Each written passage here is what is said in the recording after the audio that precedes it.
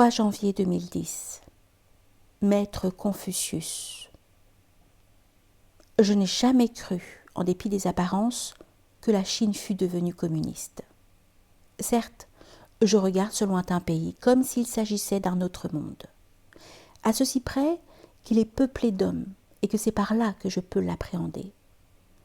Au plus fort de la révolution culturelle conduite de 1965 à 1976 par les Gardes rouges, je me suis entêtée à penser, contrairement aux déclarations enflammées des intellectuels français, que ce mauvais moment n'était dicté que par la barbarie.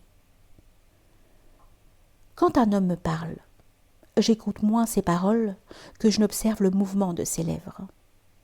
Il en va des peuples comme des hommes.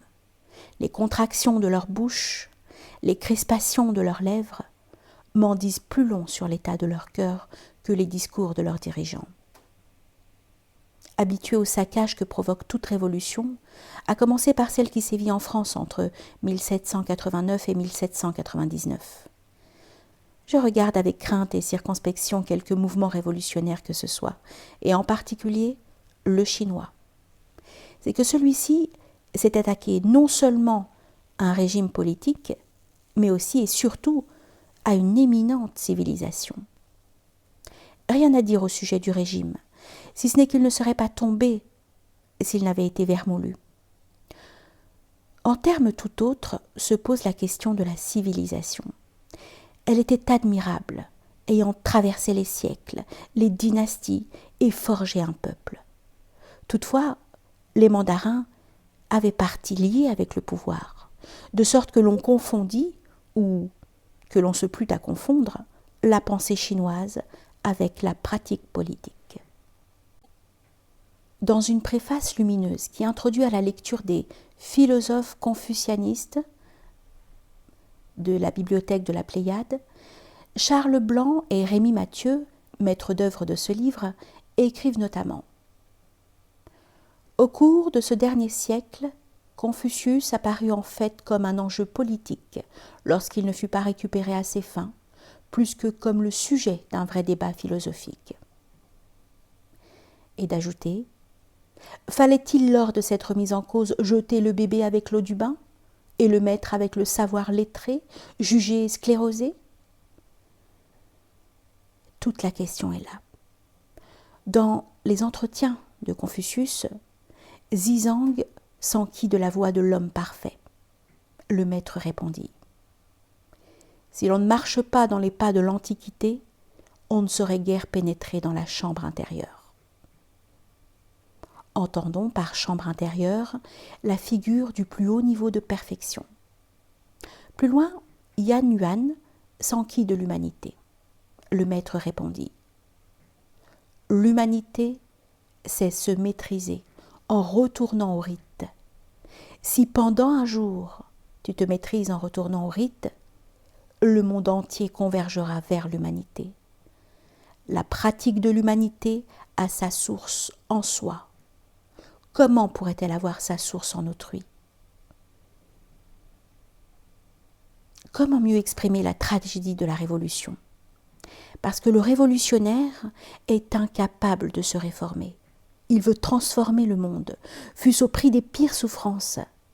Par là, il est loisible de constater que la Révolution française, la Révolution d'octobre et la Révolution chinoise répondent des mêmes impuissances.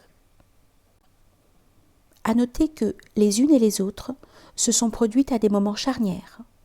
La France au tout début de l'industrialisation, tout comme la soviétique et la chinoise.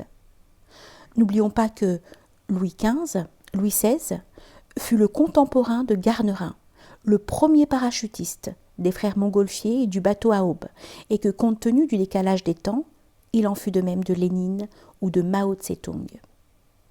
En caricaturant à peine l'histoire chinoise, les révolutionnaires tinrent pour des vieilleries ce que Confucius appelait les rites. Des pans entiers de sa pensée tombèrent. Les progressistes européens s'en réjouirent, aveuglés par leur idéologie. Mais ces drames-là n'ont finalement qu'un temps. Nous devons bien accepter en toute humilité que si Confucius renaît aujourd'hui en Chine, c'est que loin d'avoir façonné l'esprit des Chinois, il l'exprime à la perfection. La notion de juste milieu convient à l'empire du milieu. Et c'est cet esprit du juste milieu qui vaut désormais à la Chine cette devise. Un pays, deux systèmes. Capitalisme pour la production et socialisme pour le cadre politique. Avec pour tout viatique cette étonnante parole de Deng Xiaoping. Il est glorieux de s'enrichir. L'image que nous offre aujourd'hui la Chine grâce à cette relecture des philosophes confucianistes, c'est notre propre image, légèrement ternie par le temps. N'avons-nous pas fait subir à Jésus et à son enseignement les mêmes outrages, en confondant là encore le message et ceux qui étaient chargés de le transmettre ? N'avons-nous pas, au nom des idéaux de la République, bafoué une foi, une espérance, une charité qui convenait si bien au peuple de la France qu'il les avait partagées durant 1000 ans ?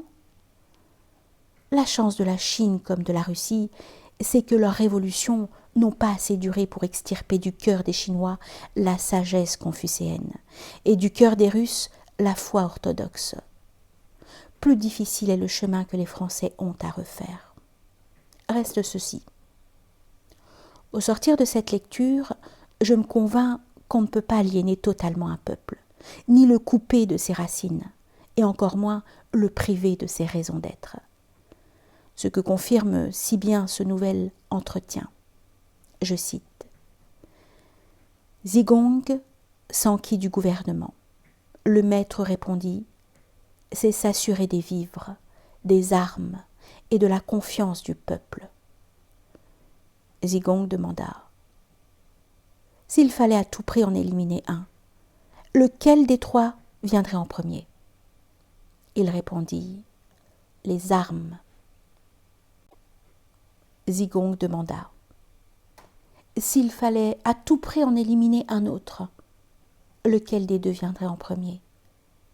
Il répondit, les vivres.